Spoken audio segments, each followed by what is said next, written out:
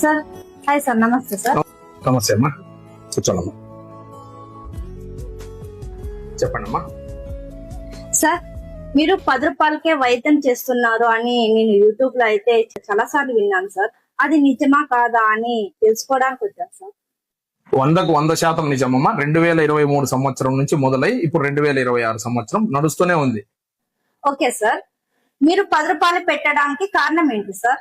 2017లో ఒక సుదీర్ఘమైన road accident అయ్యి రోడ్డు మీద కూర్చొని బికారిలాగున్న నన్ను నడిపించిన దేవుడు మా తండ్రి గారు. వారు కోరుకోండేది ఏమంటే, అంతకుముందు నేను విదేశాల్లో కోట్ల రూపాయలు సంపాదించేవి, నేను బికారిగా కూర్చొని 10 మందికి మంచి చేయని మా నాన్నగారు చెప్పారు కాబట్టి 10 నెలలు నేను మంచం మీద తర్వాత దిగినాను కాబట్టి దానికి 10 రూపాయలు పెట్టాను. ఇక్కడ ఏమేమి వైద్యం చేస్తారు? ఇక్కడ ఏమేమి అందుబాటులో ఉన్నాయి సార్?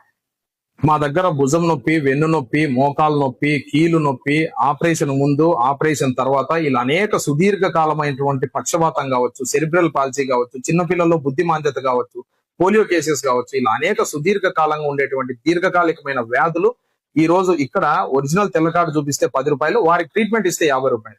వైట్ కార్డు ఒరిజినల్ ఎవరికైతే ఉండదో వారి కన్సల్టేషన్ ఫీజు 50 ఉంటుంది, ట్రీట్మెంట్ ఇస్తే 100 రూపాయలు.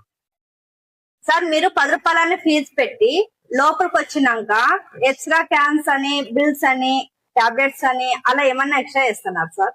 2023 సంవత్సరం నుంచి మేము మొదలు పెట్టినప్పటి నుంచి ఎక్స్రే గానీ, ఎంఆర్ఐ గానీ, రక్త పరీక్ష గానీ మా దగ్గర లేవు. మేము బయటికి కూడా రాయము, కేవలం ప్రభుత్వ ఆసుపత్రికి మాత్రమే రాస్తాము.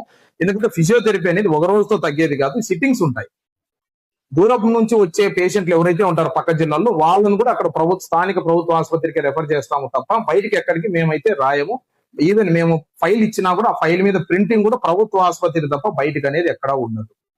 సార్, మీకు కలిగిన ఈ పెద్ద సంఘటన మళ్ళీ మీకు వచ్చిన సిచ్యువేషన్ వేరే వాళ్ళకి రాకూడదని మంచి నిర్ణయం తీసుకున్నందుకు చాలా హ్యాపీగా ఫీల్ అవుతున్నాం సార్.